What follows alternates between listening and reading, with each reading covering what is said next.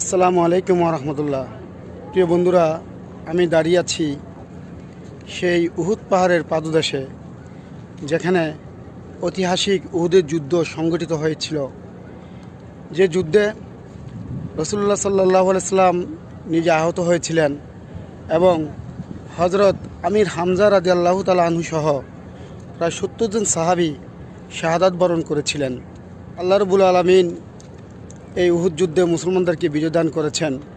রাসূলুল্লাহ সাল্লাল্লাহু আলাইহি সাল্লামের নেতৃত্বে উহুদের পাদদেশ থেকে সেই শত্রু সৈন্য পালিয়ে গিয়েছিল। রাসূল সাল্লাল্লাহু আলাইহি সাল্লাম তাদেরকে অনেক দূর পর্যন্ত ধাওয়া করেছিলেন।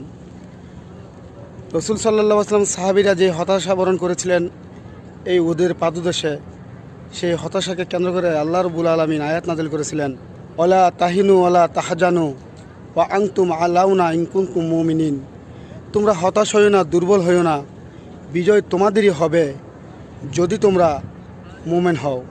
প্রিয় বন্ধুরা, আমরা আজকে সেই উহুদের প্রান্তরে দাঁড়িয়ে আছি, যেখানে ইসলামকে বিজয় করার জন্য আল্লাহ রসুলের সাহাবীরা বুকের তরতাজা রক্ত দিয়ে তারা ইসলামের সেই রসুল সাল্লাল্লাহু আলাইহি সাল্লামকে আলিঙ্গন করে সেখানে দাঁড়িয়েছিলেন।